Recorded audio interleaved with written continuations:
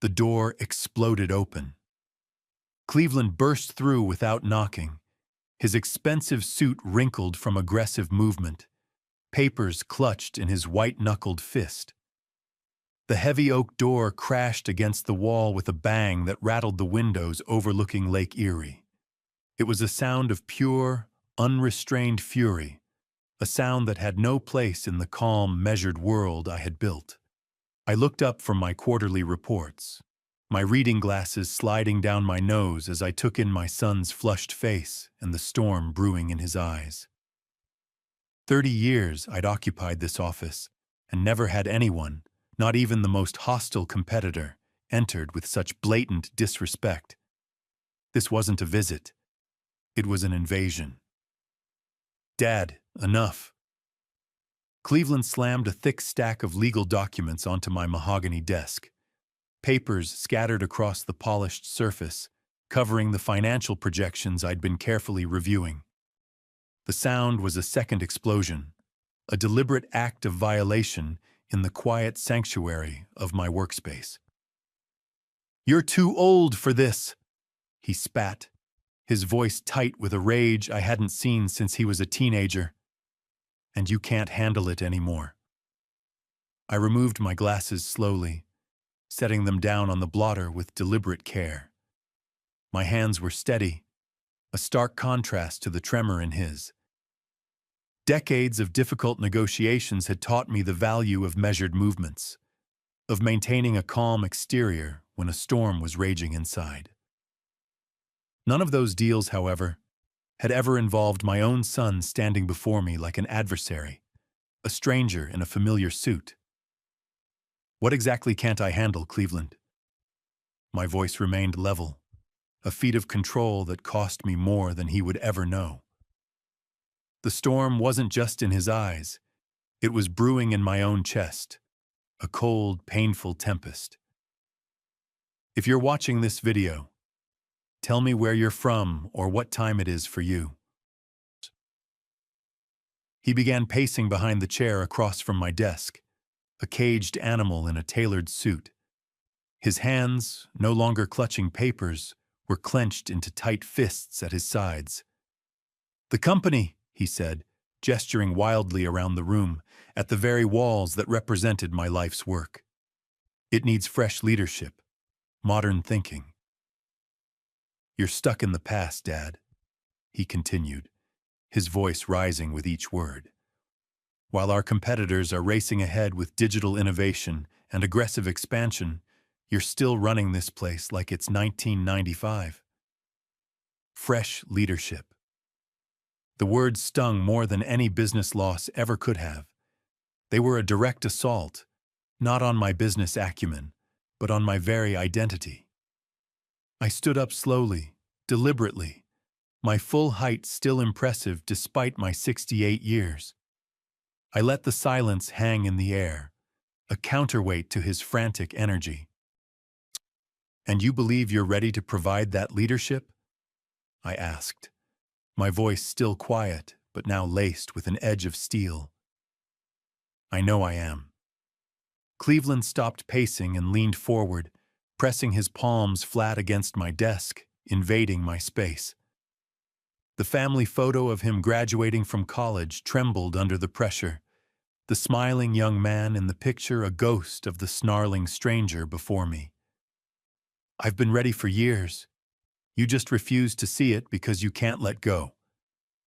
The late afternoon sunlight streaming through my office blinds cast harsh shadows across his face, making him look older, harder, and deeply unfamiliar.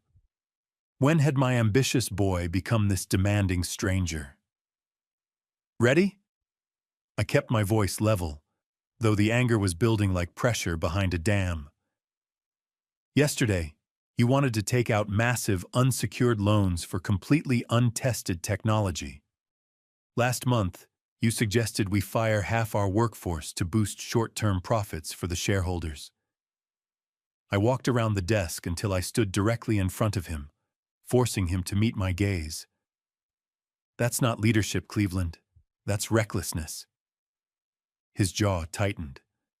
"That's called adapting to survive." While you're protecting every employee like their family, our competitors are streamlining operations and maximizing returns. He jabbed a finger toward the scattered papers.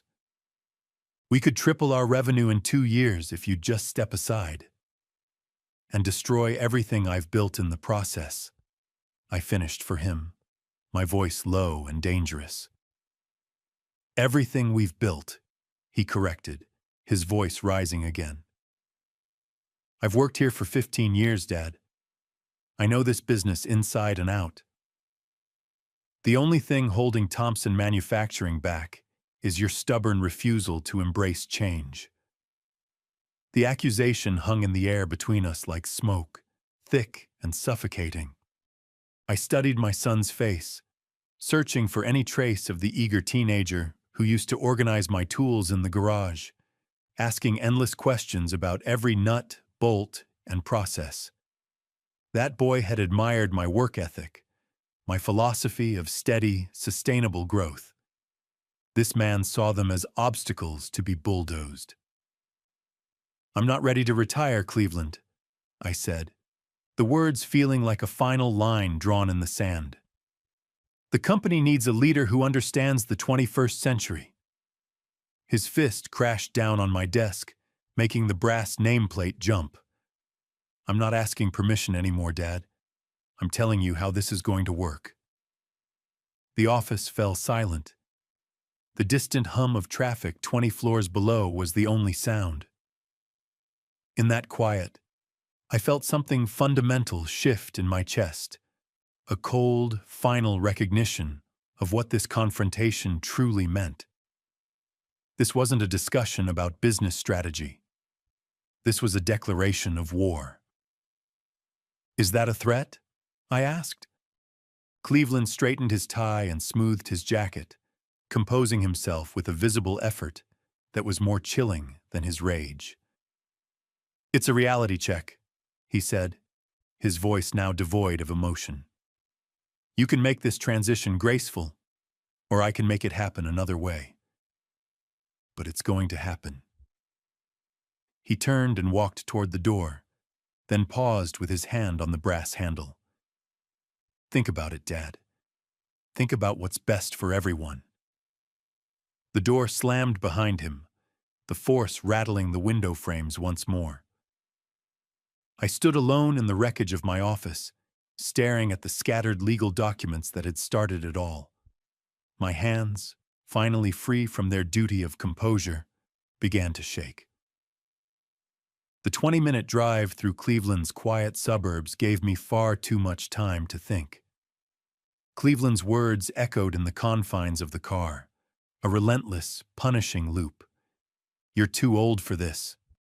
I'm not asking permission anymore. By the time I pulled into my driveway in Shaker Heights, those phrases had worn deep grooves in my mind, like a broken record playing a song of betrayal. Inside, the house felt unusually quiet, cavernous and empty after the raw confrontation in the office. There was no television chatter, no phone calls, just the steady, rhythmic tick of the grandfather clock in the hallway, counting down the seconds of a life that had suddenly been thrown into chaos. I hung my coat in the front closet with mechanical precision, my movements careful and controlled, a desperate attempt to impose order on a world that had just been shattered. I went straight to the bar cart in my study and poured 2 fingers of whiskey, noting how my hands trembled slightly as I lifted the heavy crystal decanter. Settling into my worn leather armchair, I found myself surrounded by the ghosts of a happier time, by decades of family memories captured in silver frames. Wedding photos, vacation snapshots, Cleveland's high school graduation picture where he wore that proud, brilliant smile. It was the same smile I'd seen when he was a boy, helping me in the garage, eager to learn every aspect of the business he now wanted to rip from my hands. When did everything change? My gaze drifted to the old company photos arranged on the bookshelf. There we were in 1995, me standing in front of our tiny rented office space, Cleveland beside me with grease on his hands from helping move equipment. He'd been 22 then, fresh out of college but willing to start from the very bottom, learning the ropes with a hunger that had made me so proud. I remembered those early sacrifices, the long nights and 80-hour weeks, missing family dinners because a client needed immediate attention, taking financial risks that kept me awake at night, staring at the ceiling, consumed by the fear of losing everything I had promised my family. From a garage startup with $20,000 in annual revenue to a corporation with 300 employees and $20 million. Every single milestone had been earned through careful planning, relationship building, and steady, methodical growth, not the reckless slash-and-burn tactics Cleveland now favored. Maybe that was the problem. Maybe I made it all look too easy for him. Cleveland had never experienced the raw uncertainty of those early years. He'd joined the company when success was already established, when the paychecks were guaranteed and expansion felt inevitable.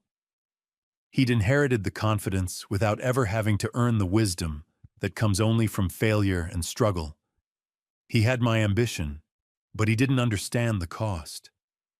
But was I being fair? The question circled in my mind like a vulture, picking at every decision I'd made in the past 5 years. Was I holding on to control because the company truly needed my guidance, or because I simply couldn't imagine my own identity without it? The lines had become so blurred, I could no longer tell. The silence in the study became oppressive. I needed to hear a voice that wasn't my own, a voice of reason. I reached for my phone and dialed John Morrison's number. He'd been my business mentor for 3 decades, a friend who'd witnessed both my greatest successes and my most painful mistakes. If anyone could offer an objective perspective on this family crisis, it was John. He answered on the second ring. "Bill." His familiar voice carried a warmth that was a balm to my frayed nerves. "Everything all right? You don't usually call this late." "Cleveland and I had a confrontation today," I said, the words coming out more tired than I intended. "He wants immediate control of the company." I summarized the scene in my office, trying to keep my tone neutral, to report the facts without revealing how deeply Cleveland's words had shaken me. John was quiet for a long moment on the other end of the line. I could almost picture him, stroking his gray beard, considering every angle. "Family business transitions are never simple, Bill. They're the messiest part of the game." "He thinks I'm an anchor holding the company back," I admitted, swirling the whiskey in my glass. The amber liquid caught the lamplight, a small, beautiful thing in a world that had suddenly turned ugly. "And how do you feel about his readiness?" John asked, his question cutting straight to the heart of the matter. "Honestly, I think he's skilled, but he's dangerously impatient. He wants to transform everything overnight without understanding the risks involved." I took a sip of the whiskey. "But maybe I'm just an old man, afraid of change." "You've always been protective of your people and your principles," John said gently. "That's not a weakness, Bill. It's the foundation of your success. But you have to acknowledge that Cleveland's generation approaches business differently." His words were a comfort, but they offered no solution. "The real question," John continued, "is whether his methods can preserve what you've built while adapting to modern challenges, or if they'll burn the whole thing to the ground." We talked for another 20 minutes, exploring scenarios and possibilities. John shared stories of other family businesses he'd observed, some with successful transitions, others that had ended in permanent, heartbreaking damage. By the end of our conversation, I felt validated in my concerns, but no closer to an answer. I was still alone, standing on the edge of a precipice. After hanging up with John, I stared at my phone, a deep sense of isolation settling over me.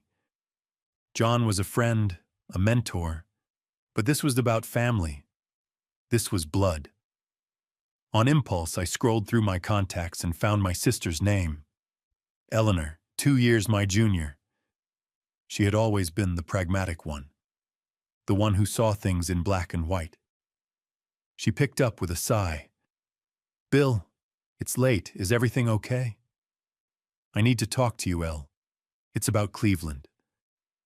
I explained the confrontation, the demands, the threat hanging in the air. I laid it all out, expecting shock, maybe some sisterly outrage on my behalf. What I got was a cold, tired silence. "Well, what did you expect?" she said finally, her tone clipped and devoid of sympathy. "You're 68, Bill. You can't run that company forever. Maybe it's time you listen to your son." I was stunned. Listen to him. He threatened me, Eleanor. He wants to dismantle everything I've spent my life building. "Oh, don't be so dramatic," she scoffed. "He's ambitious. He's your son. You taught him to be that way. You're just being stubborn because you can't stand the idea of not being in charge anymore. Your pride is getting in the way." Her words were like daggers, each one finding a soft, unprotected place. She wasn't just disagreeing with me. She was invalidating my entire reality, painting me as a prideful old fool. "This isn't about pride," I insisted, my voice rising despite my best efforts to control it. "This is about protecting the legacy, the employees, the family name. The family would be better off if you retired gracefully instead of fighting him tooth and nail," she shot back. "Think about the damage you could do by starting a war with your own son. Let it go, Bill. For everyone's sake." The line went dead. She had hung up on me. I stood in the silent study, the phone still pressed to my ear, a dial tone buzzing in the void. The betrayal was staggering. It wasn't just Cleveland anymore. The sense of isolation was no longer a feeling.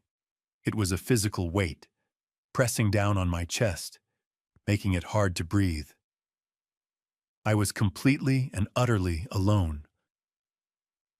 I arrived at the office early the next morning, needing the quiet solitude to restore some semblance of order before the business day began.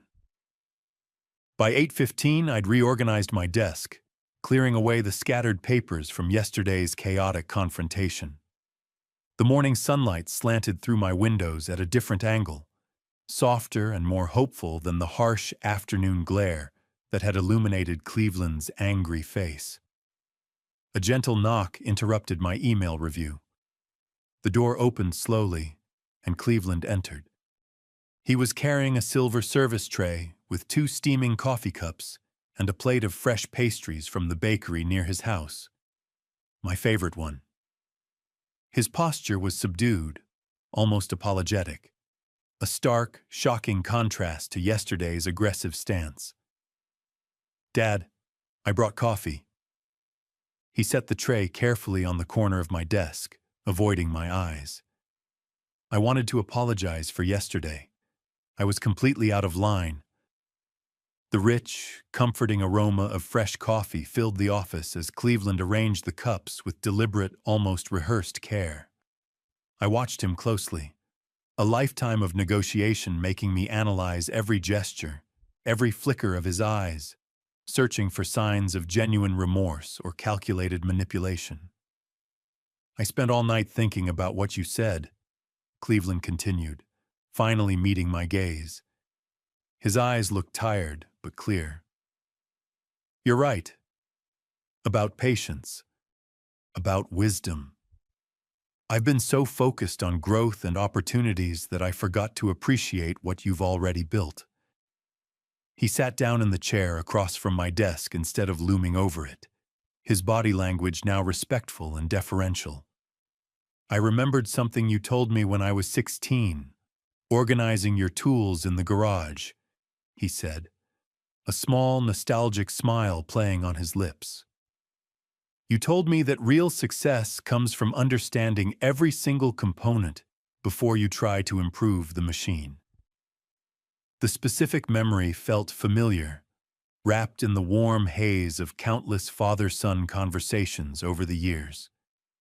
His reference to our shared past, to a time of learning and mutual respect, touched something deep in my chest. It was a direct appeal to the parental pride that had driven my sacrifices for 3 decades. I accepted the coffee cup he offered. It was my preferred roast, a rich blend from the small shop he'd discovered during his college years. The gesture was thoughtful, personal. You've given this considerable thought, I said, my voice cautious but willing to be convinced. More than I should have needed to. Cleveland sipped his own coffee, his demeanor calm and reflective. I want to earn your trust, Dad, not demand it.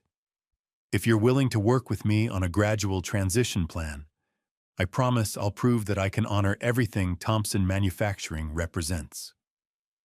We spent the next hour discussing specific projects and responsibilities. Cleveland asked thoughtful, intelligent questions about client relationships and manufacturing processes, showing a genuine interest in the very details he'd dismissed as outdated methodology just 24 hours earlier. He nodded enthusiastically when I outlined my vision for sustainable growth over the next few years. I understand now, he said, reviewing the notes he'd taken. Patience isn't the same as stagnation.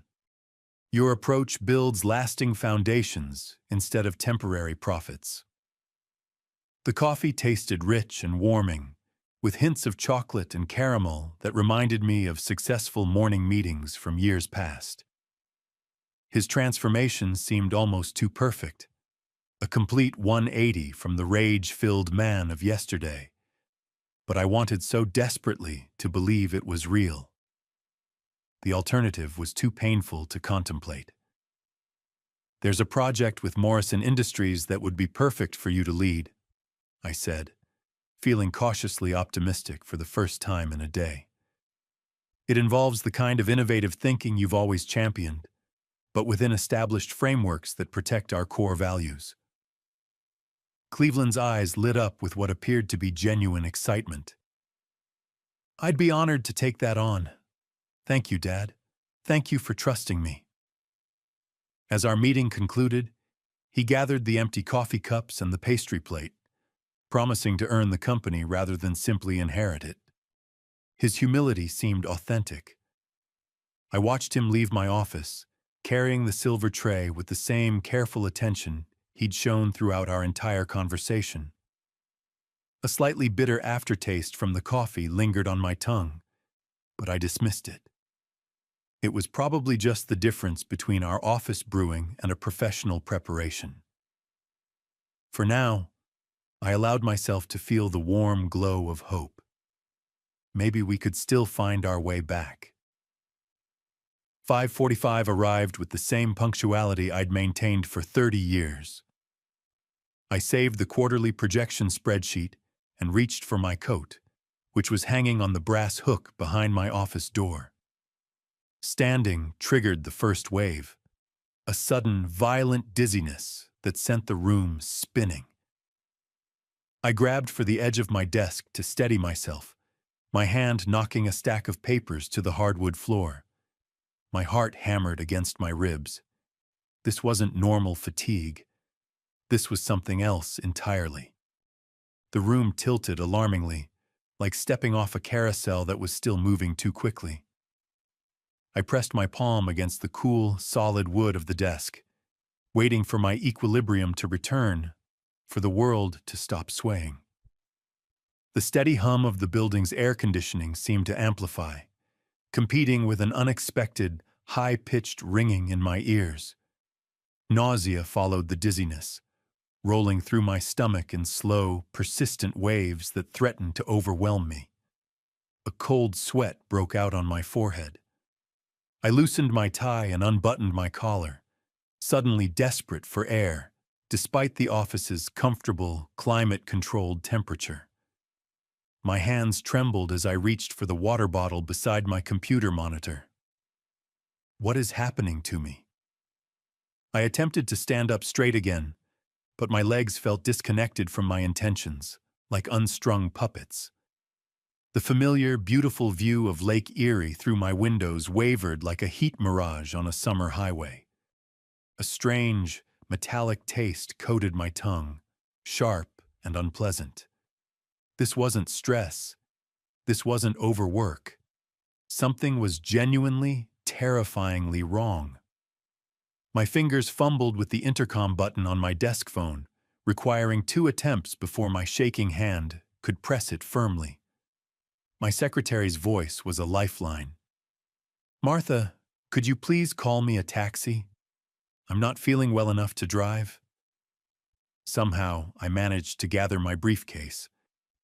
The walk to the elevator was a slow, careful shuffle.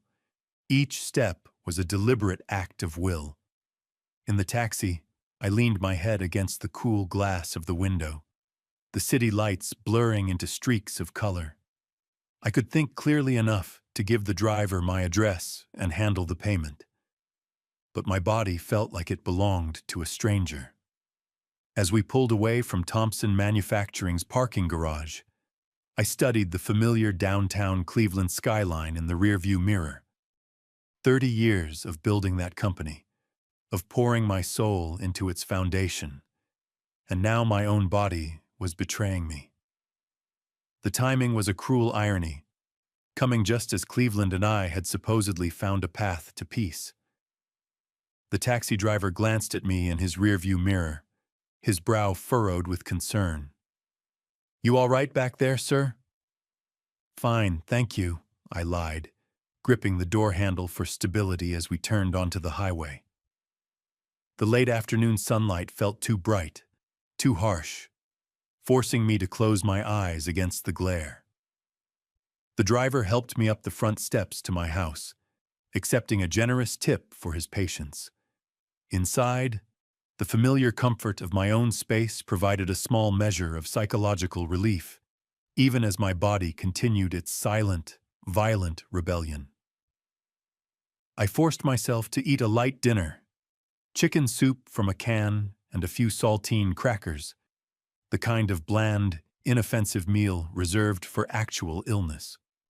Sitting in my living room armchair, I felt marginally better. The intense nausea had subsided to occasional waves rather than a constant churning sea, and my hands had finally stopped their persistent trembling. An early bedtime, that's what I needed. Sleep would solve this. Tomorrow, I'd be back to normal. By 10:30, I was under the covers in my familiar bedroom, seeking the restorative sleep that had always been my faithful ally. The digital clock's red numbers provided the only light in the darkness as I settled into my usual position, willing my body to rest. 11:45. I was jolted awake. The nausea had returned with a vengeance, with compound interest.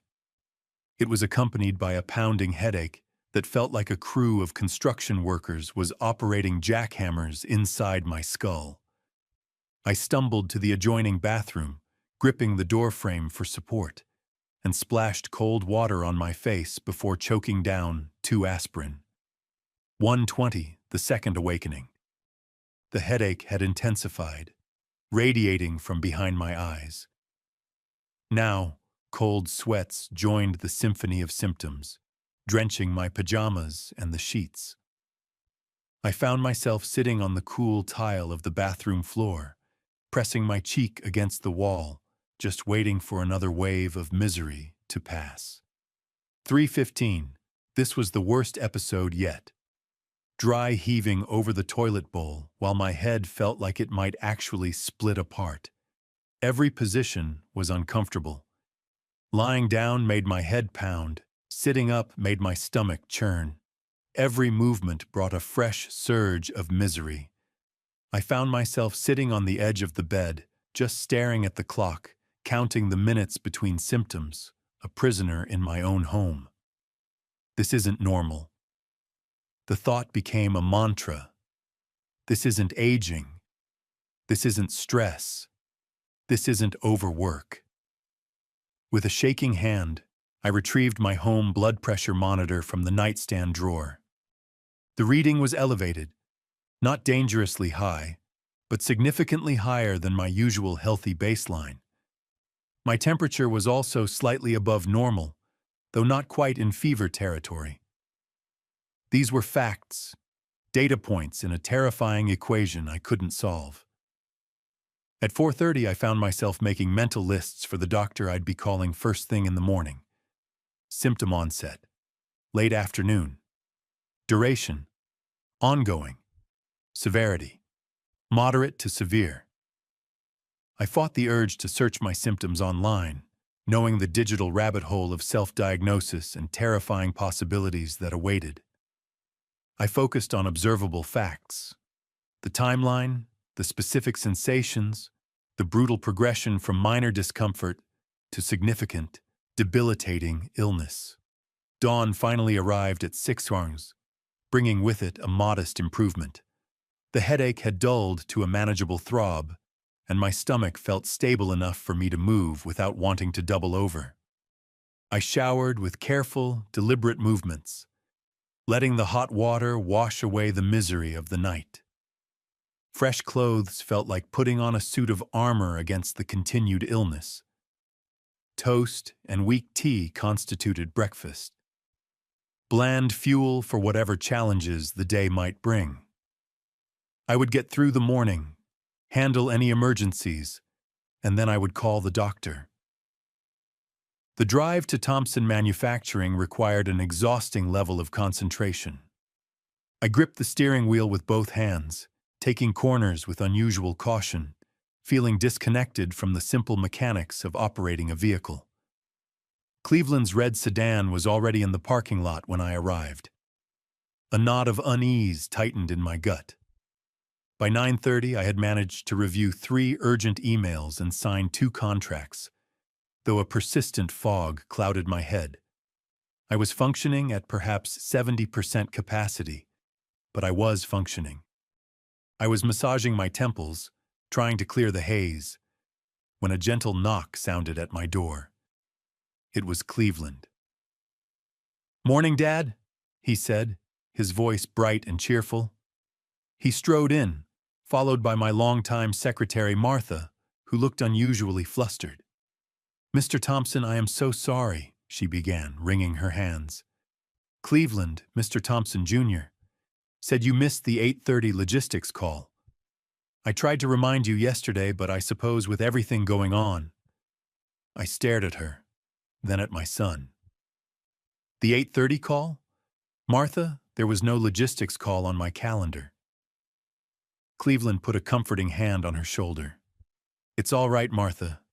Dad's been a bit forgetful lately. The stress is getting to him." He turned to me, his face a perfect mask of concern. "Don't you remember? We discussed it yesterday. The team from Akron was dialing in. It's fine. I handled it for you." I looked at my calendar. Blank. I trusted Martha implicitly. She had never missed scheduling a meeting in the 20 years she'd worked for me. The idea that both of us had forgotten was ludicrous.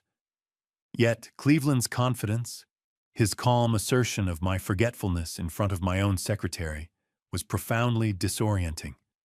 A seed of doubt, poisonous and unwelcome, began to sprout in my mind. I don't recall that at all," I said, my voice weaker than I intended. "See?" Cleveland said softly, giving Martha a knowing look. "He needs to rest. We're all worried about you, Dad." He dismissed her with a nod, and she scurried out, casting a worried glance back at me. The moment she was gone, Cleveland's demeanor changed. He leaned against the doorframe, his expression unreadable. "You look pale, Dad. You really should have stayed home." The words sounded like care, but they felt like a judgment, a confirmation of my supposed decline. He was painting a narrative, and I was the star of it. The aging, forgetful patriarch, no longer fit to lead. An hour later, Cleveland returned. This time he was carrying another elaborate coffee service. Not just cups, but a thermal carafe, assorted pastries, and a small, neatly arranged row of what appeared to be vitamin supplements on the silver tray. He was playing the part of the dutiful, caring son to perfection. "You look a bit pale. Everything okay?" he asked, his voice laced with that same theatrical concern. He poured a cup of coffee. The rich, dark aroma, the very same scent that had seemed so comforting yesterday, now hit my stomach like a physical blow. My body recoiled with a surprising, violent intensity, a primal rejection that my conscious mind couldn't yet explain. It was as if my senses were screaming a warning. "Not today, son," I said, holding up a hand. "Oh, still feeling under the weather from yesterday." Cleveland's expression flickered. For a split second, the mask of concern dropped, and I saw it. A flash of raw, undisguised frustration. It was gone as quickly as it appeared, replaced by an exaggerated display of solicitude that was almost comical in its intensity. "What kind of symptoms?" he asked, setting the tray down and leaning forward with a show of medical curiosity. "Hope has nursing experience, you know. She might have some suggestions if you described what you're experiencing." "General malaise," I said, keeping the description intentionally vague. "Headache, nausea, fatigue." I would not give him the satisfaction of knowing the full extent of my suffering. I would not appear weak, not now. Probably just pushed myself too hard lately. "Or maybe," Cleveland said, his pivot seamless, as if he'd rehearsed this entire conversation, "you need proper nutrition and family support." His solution was ready before I had even finished stating my problem. The thought was chilling. The rest of the day was a subtle, creeping nightmare. I tried to focus on my work, but the fog in my head made every task a monumental effort. Around noon, I walked down to the engineering department to consult with my lead project manager, a brilliant man named David, who had been with me for 15 years. I found him in his office, looking over a set of blueprints, a worried expression on his face. "Bill," he said, standing up quickly, "I was just about to come see you. Are you feeling all right?" "I'm fine, David. Just a bit under the weather." "What's on your mind?" He hesitated, shifting uncomfortably. "It's about the Morrison project. Cleveland was just down here. He told us that due to your health, all major decisions are to be run by him from now on. He said he wanted to lighten your load." The air left my lungs. It was one thing to gaslight me in my own office, but to go behind my back and actively dismantle my authority with my most trusted employees? This was a coup, happening in slow motion, right under my nose. "He said what?" I asked, my voice dangerously quiet. David looked at the floor. "He made it sound like he was helping, like you'd asked him to step in. He mentioned you'd been forgetting things, that you weren't up to handling the big projects right now. Frankly, Bill, it was concerning." "Thank you for telling me, David," I said, my mind racing. "Continue to report to me directly, is that clear?" "Of course, Bill. Absolutely."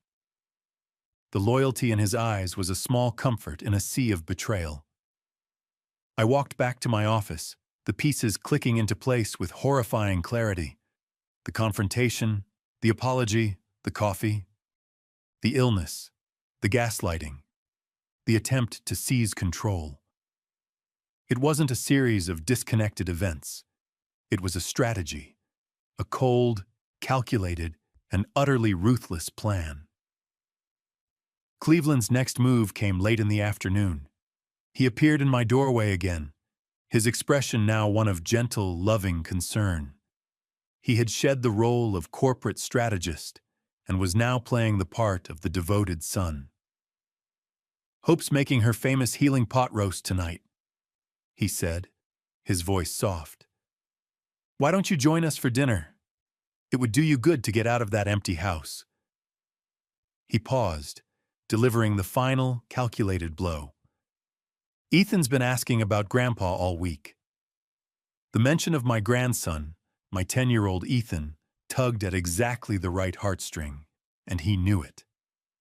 I hadn't seen him in 2 weeks, and the boy's boundless energy and unconditional love were a balm to my soul. The thought of his bright smile was the only light in the darkness of the past 2 days.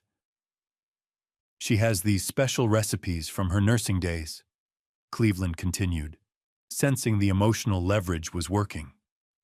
"Foods that actually help with recovery, not just fill your stomach."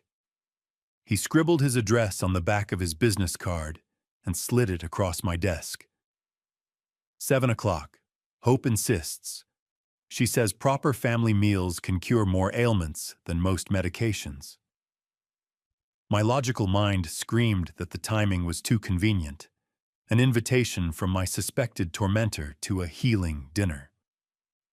But my heart, my grandfather's heart, pictured Ethan's face. The misery of my isolation the previous night was a fresh wound. Perhaps the company of my grandson, the warmth of a family meal, was exactly what I needed.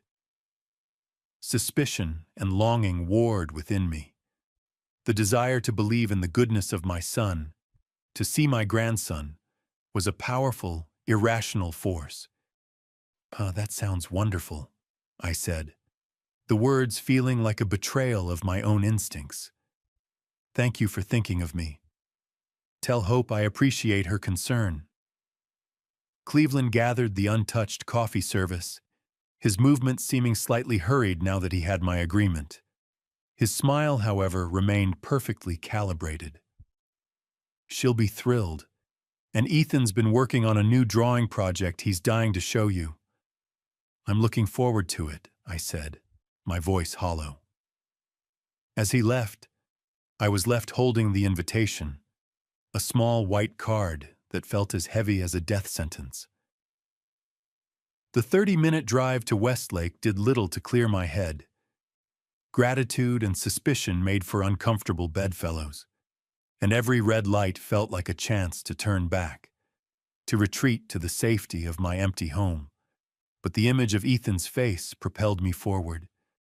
Cleveland's contemporary home sat on a quiet street lined with mature oak trees, its well-maintained exterior a testament to the prosperity Thompson Manufacturing had provided. Before I could even ring the bell, the front door burst open, and Ethan launched himself from the doorway. "Grandpa." He wrapped his arms around my waist with a fierce, unadulterated affection that made every sacrifice I'd ever made feel worthwhile. "There's my favorite grandson," I said, ruffling his sandy hair, a genuine smile touching my lips for the first time in 2 days. The simple, honest joy of his hug was an anchor in the storm of my emotions. The aroma of roasting meat and herbs drifted from the kitchen, where I could see Hope and Cleveland through the open-plan layout. They were working in a kind of synchronized efficiency, Hope stirring something on the stove while Cleveland arranged place settings with an unusual, almost fussy precision. "Come see my new game, Grandpa." Ethan tugged me toward the living room couch, his excitement infectious, momentarily pushing aside my physical weariness and the dark cloud of suspicion. "It's about building cities and managing resources. You'll be great at it." We settled onto the comfortable sectional sofa, and Ethan began explaining the game's complex rules with the patient enthusiasm of someone who had clearly been looking forward to this moment all day. His chatter was a welcome distraction, a bubble of innocence that temporarily shielded me from my own dark thoughts. The lingering weakness in my hands and the occasional wave of nausea seemed to recede in the warmth of his presence. "Dinner in 20 minutes!" Cleveland called from the kitchen. His voice carried a forced cheerfulness that sounded slightly strained, like an actor delivering a line he didn't quite believe. Hope's making her famous healing pot roast, specifically for Dad's recovery.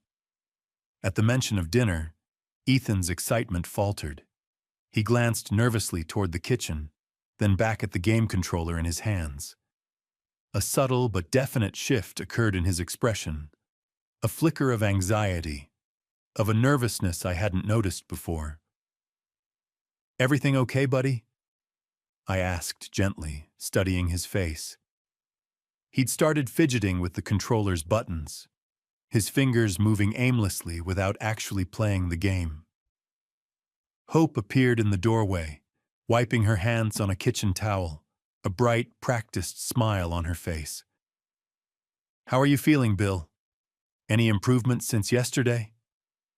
Her concern seemed genuine, yet her eyes were sharp, analytical, evaluating my response rather than simply caring about my welfare. "Better, thank you," I replied, forcing a smile of my own. This family time is exactly what I needed. I looked at Ethan, whose continued nervous fidgeting was beginning to alarm me more than my own physical state. "Grandpa," Ethan said suddenly.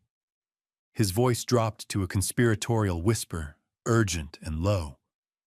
"I need to tell you something. Something very important." He set down the game controller and turned to face me directly, his young face uncharacteristically serious, etched with a gravity that seemed far too mature for his 10 years. The sudden shift from playful child to solemn informant sent a chill down my spine. "What is it, son?" I leaned closer, instinctively lowering my own voice to match his.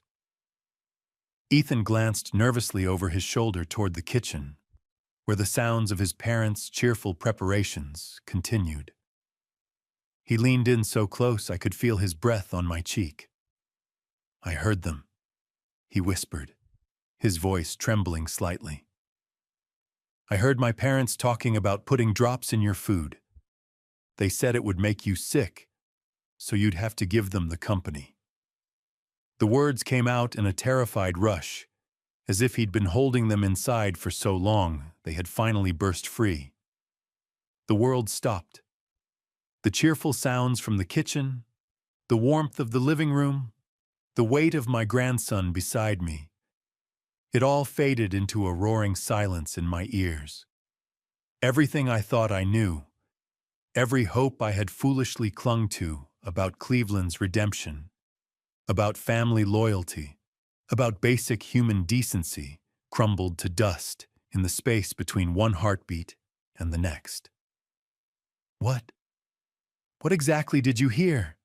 I managed to ask, my voice a dry rasp. "Mom was mixing something into a little bottle. Dad said it was a special medicine to make you weak, so you couldn't run the business anymore and he would have to." Ethan's small hands were trembling in his lap. "They're trying to hurt you, Grandpa. I don't want them to hurt you." I took his small, shaking hands in mine, feeling their tremor match the seismic earthquake erupting inside me. "You did the right thing, Ethan. The bravest thing. Thank you for telling me." I looked into his terrified eyes. "Can you promise me something very important?" He nodded solemnly, his lower lip quivering. "Don't tell your parents we had this conversation. Not a word. Let me handle this, okay? You're safe, and I'm going to make sure we're both protected." I squeezed his hands gently, trying to impart a confidence I was far from feeling. "I just need to use the bathroom for a minute." The guest bathroom provided the sanctuary I desperately needed to process the horrifying reality Ethan had just revealed. I locked the door with a deliberate, silent click. My hands were no longer trembling from illness. but from a cold, controlled rage that was terrifying in its intensity. My son, my own blood, was attempting to poison me, not just to seize control, but to methodically, cruelly break me down, perhaps even kill me, for a company I had built to secure his future. The monstrosity of it was absolute. I pulled out my cell phone, my fingers moving with a grim purpose. I checked the signal strength, 3 bars, thank God, before dialing 911. Every ordinary sound from the kitchen, which filtered through the door, now felt sinister. Hope's humming, the clink of silverware, the opening and closing of cabinet doors, the mundane soundtrack of a family preparing a meal that was meant to be my end. 911, what is your emergency? The operator's voice was calm, professional, a lifeline of sanity. My son is trying to poison me, I said, the words feeling surreal as they left my mouth. Ethan's frightened confession had erased any possibility of doubt or misunderstanding. I'm at his house right now, 1247 Oak Street in Westlake. Sir, are you in immediate danger? They're preparing dinner as we speak. My 10-year-old grandson overheard them discussing putting something in my food. They've been doing this for 2 days. I need officers here immediately. I kept my voice low but clear, one ear pressed to the door, listening for any approaching footsteps. We're dispatching units to your location now, sir. Can you avoid eating or drinking anything they offer you? Yes, I can delay, but please hurry. There's a child here, my grandson. He's the one who warned me. The dispatcher's professional questions helped me focus, to organize the crucial details through the fog of my rage. The exact address, the number of people in the house, whether any weapons were present. Units are en route. Estimated arrival in 15 minutes, she said. Sir, please remain as calm as possible and avoid any confrontation. Do not let them know you have called the police. After ending the call, I flushed the toilet and ran the water in the sink for a few seconds, maintaining the illusion of normal bathroom usage. My mind was a whirlwind, connecting the dots with horrifying speed. Cleveland's aggressive demand, Hope's nursing background, the sudden illness after their morning coffee, the gaslighting. Every piece now fit perfectly into a monstrous, unbelievable pattern. I looked at my reflection in the mirror. My face was pale, my eyes haunted. I forced my expression into a mask of neutral calm. In 15 minutes, my family as I knew it would be destroyed, but Ethan would be safe. That had to be enough. I opened the bathroom door and stepped back into the hallway. The air outside felt charged, thick with unspoken malice. Each step back towards the living room felt like a mile. I had to project an aura of normalcy, of blissful ignorance for Ethan's sake and for my own. Just as I re-entered the living area, Cleveland called out from the dining room, his voice booming with false hospitality. Dad, come join us. Hope has everything ready, and it smells incredible. I looked at him. The man calling me to dinner was the same man who had organized my tools as a teenager, who had asked endless questions about business strategy. The man who had hugged me at his wedding and wept with joy when Ethan was born. Now, that same man was calculating the dosage required to incapacitate or kill his own father. The dissonance was a physical blow. I forced a smile. Coming. I walked toward the dining room with steady, measured steps, my heart pounding a frantic rhythm against my ribs. This was the performance of a lifetime, and everything depended on my ability to play the part of the unsuspecting guest. I sat down at the table, taking in the scene. Cleveland and Hope had transformed their dining room into an elaborate dinner theater. cloth napkins, the good china they usually reserved for holidays, and a centerpiece of fresh flowers all created an atmosphere of warm celebration that made my stomach churn. "The guest of honor takes the head of the table," Cleveland announced with a theatrical flourish, guiding me to the chair that faced the kitchen, giving them a clear view of me at all times. I watched as Hope ladled soup into my bowl with particular focused attention. Her movements were precise and deliberate. Then, she picked up a small, unmarked container from the counter beside the stove and sprinkled its contents liberally over my soup and my soup alone. "I've included some special healing spices just for you, Bill," she explained, her nursing background lending a chilling authority to her words. "These particular herbs are excellent for digestive issues and general weakness." Ethan took his seat across from me. Our eyes met for a brief second before he quickly looked down at his own bowl. The fear in his young face was barely contained. I knew he was watching his parents' every move with the same horrified fascination that now gripped me. I gave him the slightest, almost imperceptible nod, trying to convey a reassurance I was far from feeling. "I know. I'm handling it. You are safe." "To family, healing, and new beginnings," Cleveland said, raising his water glass in a toast. He waited for the rest of us to follow suit. "May this meal restore Dad's strength and bring us all closer together." The irony was a physical weight, so heavy it was difficult to breathe. I lifted my own glass but didn't drink, setting it back down on the table. I noticed Cleveland's eyes tracking my every movement, a flicker of impatience in his gaze. Hope placed the soup bowl directly in front of me. The aromatic steam rose from it, carrying the familiar scents of beef and vegetables, but underneath it all, I could now detect something else. A faint, bitter, chemical undertone that my senses, now on high alert, screamed at me to avoid. "This looks wonderful, Hope, but I'm afraid I'm not very hungry tonight," I said politely, pushing the bowl a few inches away from me. "Still feeling a bit off from yesterday." "But you need nourishment to recover properly, Dad."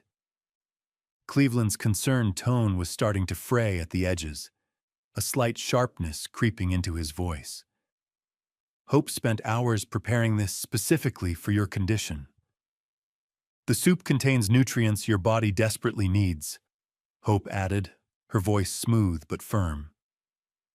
She moved to stand beside my chair, a subtle act of intimidation.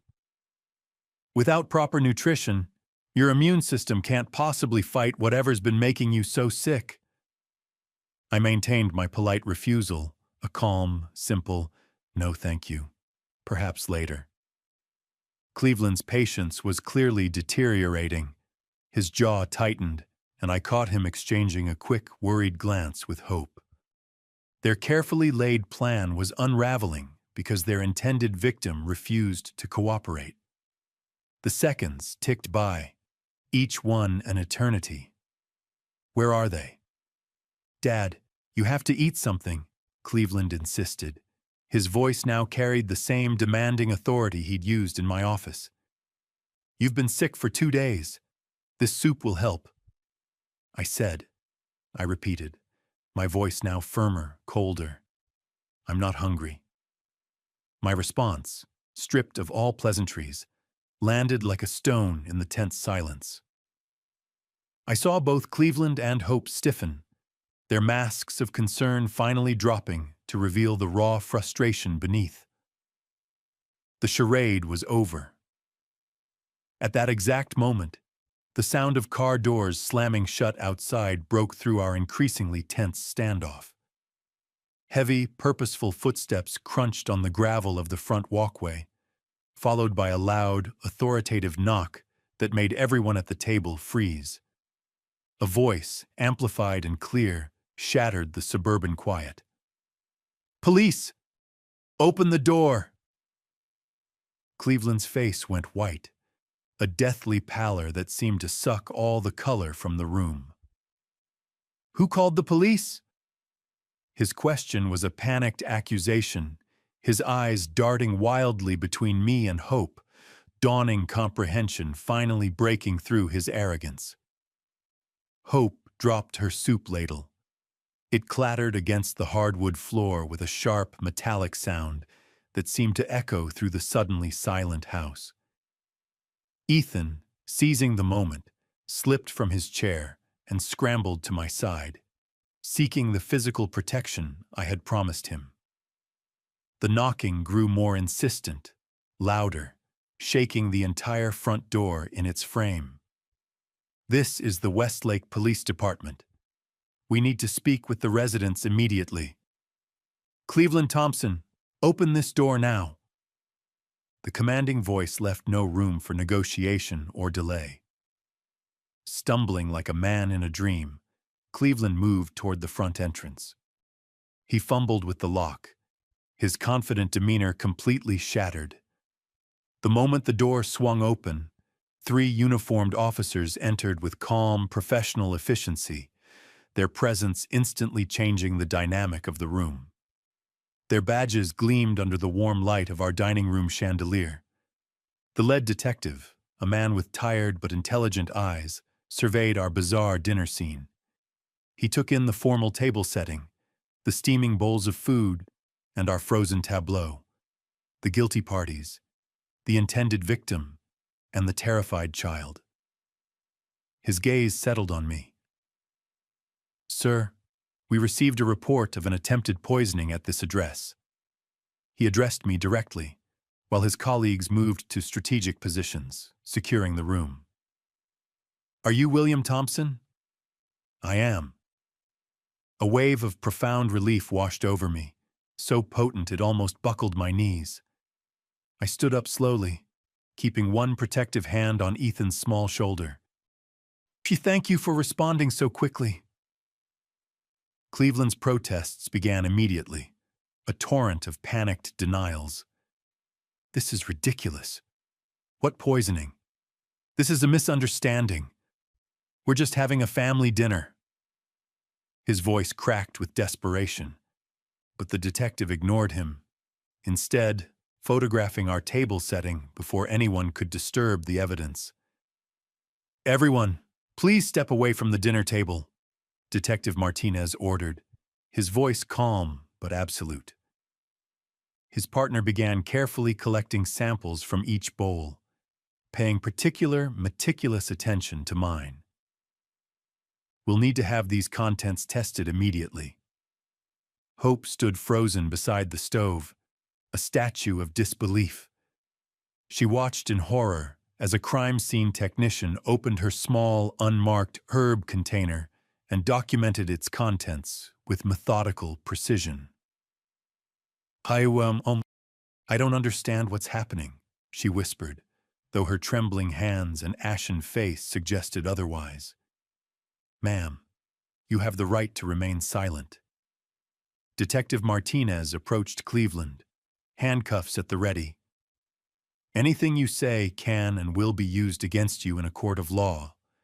You have the right to an attorney. Dad. Cleveland's eyes, wide with shock and betrayal, found mine across the room as the cold steel of the handcuffs clicked shut around his wrists. How could you do this? How could you do this to your own family? The staggering hypocrisy of his question left me momentarily speechless. I could ask you the same question, son, I replied, my voice filled with a sorrow that was deeper than any anger. Hope's arrest followed within minutes. Her nursing background, the very expertise she had used to lend credibility to her healing meals, now made her equally culpable in their cold-blooded scheme. Neighbors had gathered on the sidewalk outside, their faces illuminated by the flashing red and blue lights that had transformed our quiet suburban street into a primetime crime scene. Ethan pressed closer to me as his parents, now prisoners, were escorted past us toward the front door. Cleveland stopped and turned back, his face a twisted mask of shock and desperate last-minute appeal. Forgive me, Dad, he pleaded, I never meant for it to go this far. You meant to poison me, Cleveland, I said, the words falling like stones in the quiet room. That's exactly how far you intended it to go. There was no forgiveness in me. Not yet. Maybe not ever. The detective assured me that Ethan could remain in my custody, pending formal arrangements. Within an hour, after giving a preliminary statement, we were driving away from the house that had become a symbol of unimaginable betrayal. The flashing lights receded in the rearview mirror, a final jarring image of a life that had been torn apart. My grandson fell asleep in the passenger seat before we even reached the highway, his small body finally succumbing to the emotional upheaval that had shattered his world. His peaceful, innocent face was a stark contrast to the ugliness we had just escaped. He was the only thing that mattered now. 20 minutes later, I carried him into my house in Shaker Heights. I gently tucked him into the guest bedroom, a room that, in the space of a few hours, had just become his permanent home. I stood in the doorway, watching him sleep, a fierce, protective love welling up inside me. He had saved my life. Now it was my turn to save his. The house was quiet again, but it was a different kind of quiet. Not the oppressive silence of isolation, but the peaceful silence of sanctuary. The court date card in my jacket pocket, given to me by the detective, was a stark reminder of the difficult journey still ahead. This was not the end. It was the beginning of the fight for justice. 8 days later, the Cuyahoga County Courthouse felt like a cold, imposing cathedral of justice. As Ethan and I climbed its massive stone steps, his small hand gripped mine with a tightness that betrayed his anxiety. His courage, for a boy so young who had endured so much, was nothing short of remarkable. All rise for the Honorable Judge Patricia Williams. The bailiff's voice boomed through the formal courtroom, and everyone rose in unison. Across the aisle, Cleveland and Hope sat with their defense attorneys. The sight of them in orange jumpsuits was jarring. They looked diminished, stripped of their arrogance and confidence, crushed by the weight of the overwhelming evidence against them. Hope stared at her hands in her lap, while Cleveland's gaze darted around the room, finally landing on me with a look of desperation.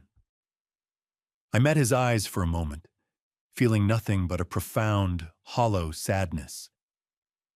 The state of Ohio versus Cleveland Thompson and Hope Thompson on the charge of attempted murder in the first degree.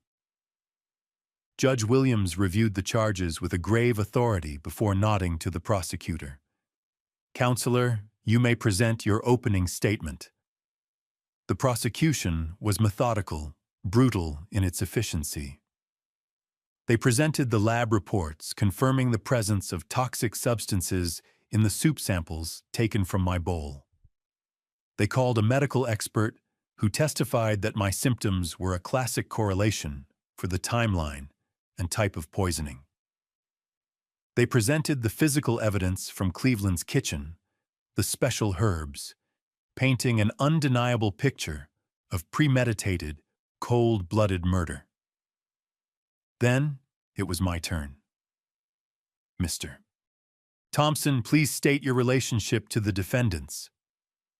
The prosecutor's question was simple, yet the answer was the most difficult I'd ever had to give.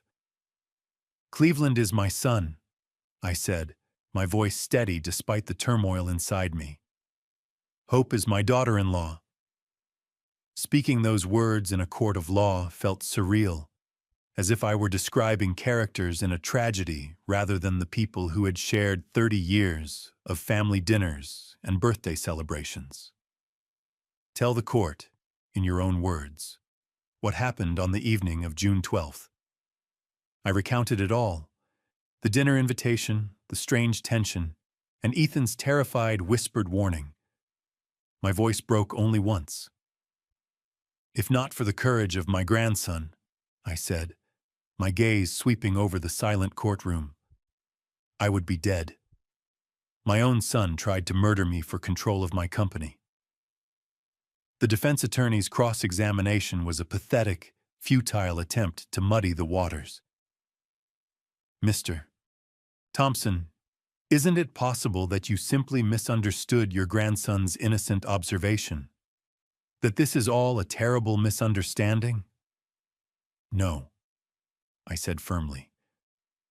10-year-old children do not imagine conversations about putting drops in their grandfather's food to make him sick, so he'll have to give up his company. Ethan's testimony was delivered via closed-circuit television to protect him from the trauma of the open courtroom. With a victim's advocate sitting beside him, he answered the questions with a startling, heartbreaking clarity. "I heard Mom mixing something special for Grandpa," he said, his small voice filling the room. "Dad said it would make him too weak to run the company anymore." His innocent words were the final nail in their coffin. The jury deliberated for less than 2 hours. The verdict was a foregone conclusion, but hearing the foreman say the word guilty on all counts was still a gut punch. I reached over and squeezed Ethan's shoulder, who was watching from a private room with me. Judge Williams's sentencing carried the full weight of moral authority. She looked directly at Cleveland and Hope, her expression one of cold contempt. "Family relationships are supposed to be built on a foundation of trust, love, and protection," she said, her voice ringing with indignation. "You violated those sacred bonds for the basest of motives, financial gain. You preyed on the love and trust of your own father and father-in-law. You terrorized your own child, forcing him into an impossible position. It is the finding of this court that your actions were not a mistake, but a calculated and cruel conspiracy. I hereby sentence each defendant to 8 years in state prison." A gasp went through the courtroom. Hope finally broke, burying her face in her hands with a gut-wrenching sob. Cleveland just stared at me, his face a mask of disbelief. As the bailiffs came to lead them away, his final words echoed across the silent room. "Dad, forgive me. I lost my way." I watched them being escorted out, my son and the woman I had welcomed into my family, disappearing behind a heavy door. Justice had been served, but there was no satisfaction, no triumph. Only a vast, empty ache in the place where my family used to be. 4 days after the trial, I sat in my office at Thompson Manufacturing, the same office where this nightmare had begun. I was reviewing legal documents, but my perspective had been forever changed by the deep scars of family betrayal. The familiar photos on my shelves, the groundbreaking ceremonies, the company picnics, now carried a different, more somber meaning. Success meant nothing if you had no one you could trust to share it with. My estate attorney, a man I trusted with my life, spread a fresh set of paperwork across the mahogany desk, where Cleveland had once scattered his angry demands. "These revisions will ensure that Ethan inherits the company in a trust, to be managed by a professional board until he turns 25, he explained. "Good," I said, my voice firm. "And remove Cleveland's name from all corporate documents. Every title, every share, every mention. I want him gone." The decision felt both brutally necessary and utterly heartbreaking. It was an amputation, painful, but required to save the rest of the body. "And establish an educational fund for Ethan," I continued. "The best schools, the best business training, whatever he wants. But make it clear, there is no pressure for him to join the company unless he freely chooses to.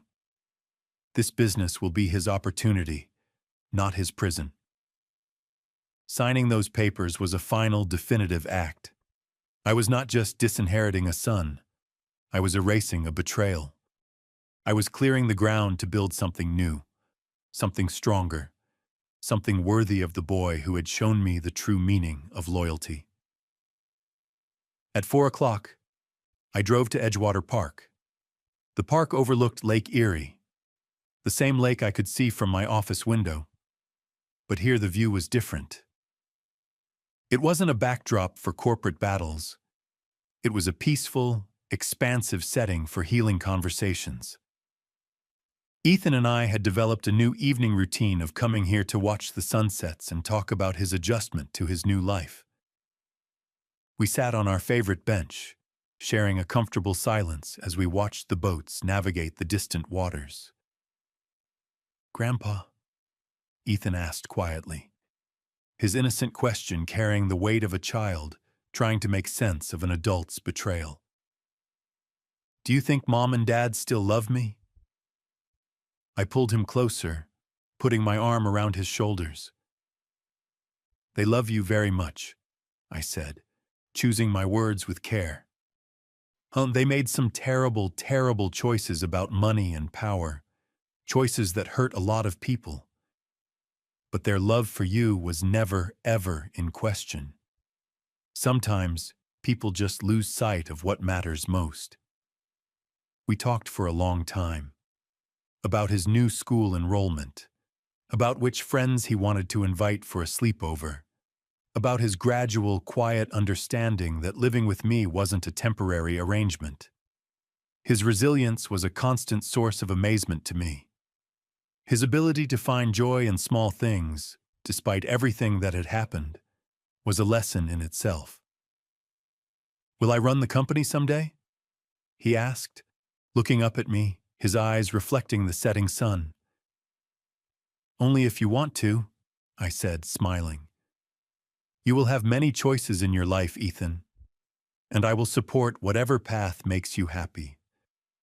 The sunset painted the sky in brilliant strokes of orange and gold as we sat there together on our bench. "The most important thing I can ever teach you," I said softly, "is that real wealth, the only wealth that matters, comes from relationships that are built on trust and love. Everything else is just noise." Walking back to the car, hand in hand, I felt lighter than I had in years. Justice had been served. The deepest of bonds had been tested and had held strong where they mattered most. The future stretched ahead of us, uncertain, yes, but filled with possibilities I had never imagined.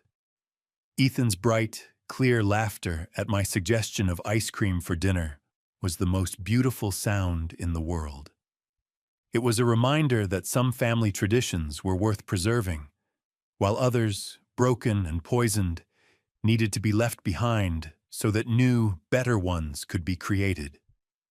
We had work to do, healing to continue, and a new kind of family legacy to build together.